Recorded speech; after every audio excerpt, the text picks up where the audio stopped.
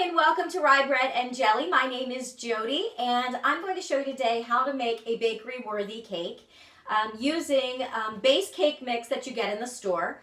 Nowadays most bakeries are not making from scratch. There's two reasons for that.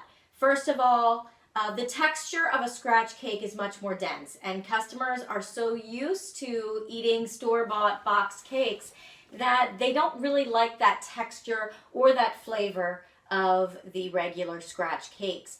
Also, when you're making one with a cake box mix, you can guarantee that it's going to fluff up and be the right consistency for any kind of cake that you're making. So today I'm going to be making a birthday cake for my son. He turns 14 on Sunday, and I'm going to be showing you how to do that using the recipe that maybe not all, most bakeries are using today. Now your big grocery store chains, they're just using a mix that they are getting from bulk suppliers. Your smaller bakeries are going to use a mix that's similar to this. They of course probably won't be buying them from the grocery store. However, they will be using a store-bought or a factory-bought mix and then adding these other ingredients to make it that much more special. Okay, so first you're going to start off with your cake mix. You're going to want 2 of these. Of course, if you want less cake, you just split this recipe in half. So I'm using a white cake mix, and that's because my son wanted a cake which is called PB&J, or peanut butter and jelly. And it's basically a white cake mix with the filling, which I use for him, a strawberry pie filling, which I'm going to make from scratch as well. But you could also just buy the can of strawberry pie mix. And then you cover it with a peanut butter buttercream. And it tastes kind of like a peanut butter and jelly sandwich. So, okay, you get your white cake mix into your bowl. You're going to add 2 cups of all-purpose flour. I've already pre-mixed it. That way I can do this faster. You're going to add your 2 cups of granulated sugar. And 1.5 teaspoons of salt. Okay, so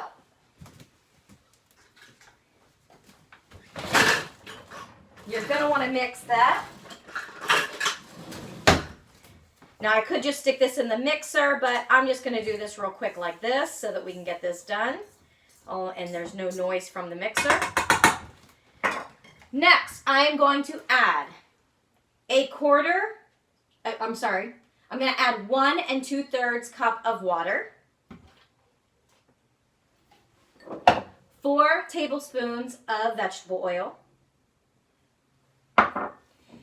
8 eggs. Now, if you want to keep your cake perfectly white, just use the egg whites. But for this, I really don't need a white cake, so I'm just going to add the 8 eggs.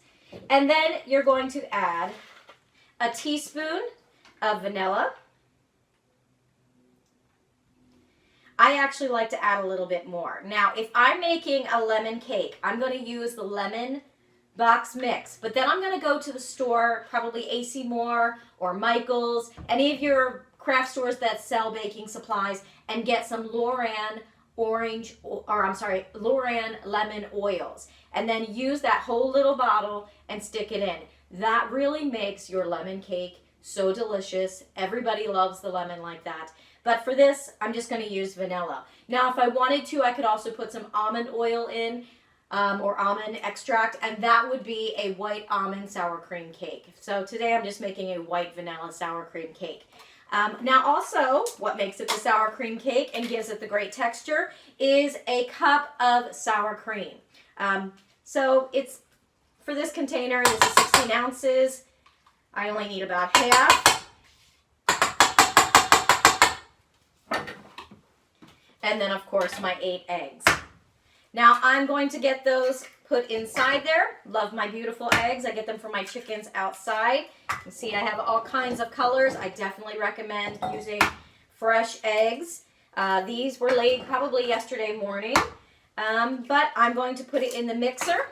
So through the magic of video, I've mixed all my ingredients in the bowl using my mixer. I don't put anything in any specific order. I just throw it all in the bowl and mix it.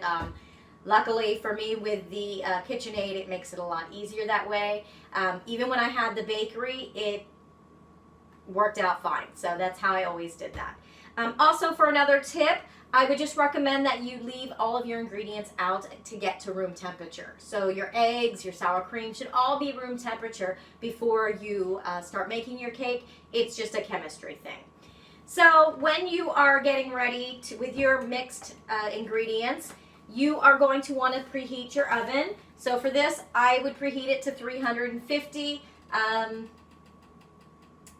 If you're in Mountain Standard Time, you guys probably know your adjustments, so just do what you're used to for that. So I'm going to use these pans here. Now I could use just the regular pans, and you can feel free to do that. This is I believe it's a Wilton pan, but I want 3 layers, and I want to get it done all at once. And I have these other pans. They're Wilton pans as well. That when you bake in them, they have a little cavity. And that way when you put your filling in, it'll fit right inside. Now you definitely do not need to use these. You can use any style, any size cake. In fact, if there's leftover later, I'll probably use it for cupcakes for my kids. So now, I do not happen to have the baking spray, but I do recommend the baking spray, the one that has the flour in with it. That will keep your cake from sticking to the pan. Otherwise, spray this really, really well, and I maybe even recommend putting on some flour dusting before you put your mix in. Now also, Wilton, I think it's Wilton.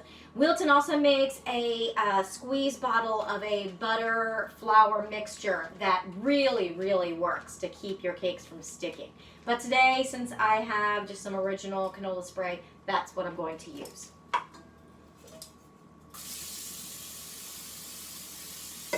So you can see I am spraying this pretty well, especially in the cracks, especially in this pan, because this one will really stick if I don't cover it really well.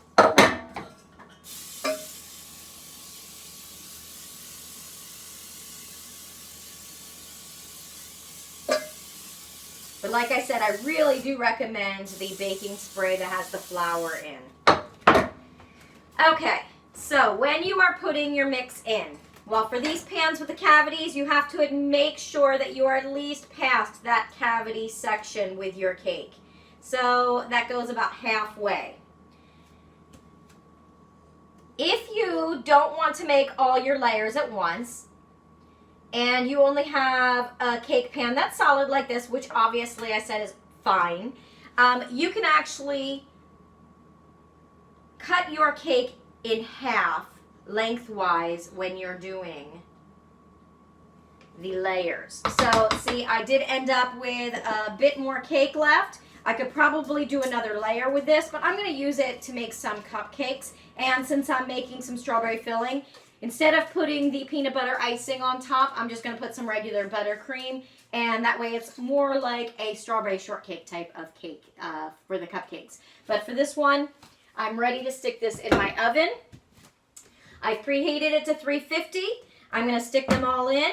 I'm going to wait until, to be honest with you, I don't actually use a timer. I will wait till my house starts smelling like cake, and then I will check it with a piece of pasta in the middle. And if it sticks, I know it needs to cook a couple more minutes.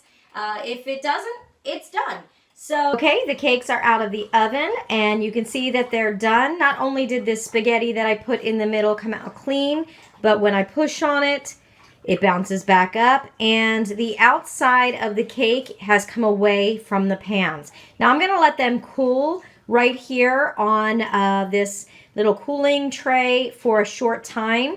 I'm going to leave them in the pans just for a little bit, and then I will dump them out.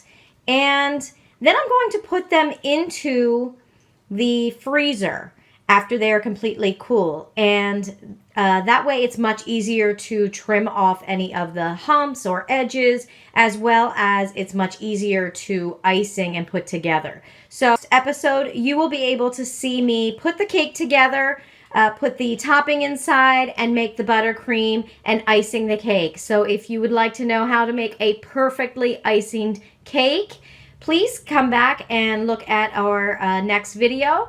And I hope I will show you how to put the cake together in our next episode. Thank you so much. I'm going to put the recipe online right on this video. Please subscribe to my page, and that way you can see how to carve cakes, how to fill cupcakes, anything to do with baking or cooking, you can definitely see on this page. Thank you so much, and I hope to see you next time.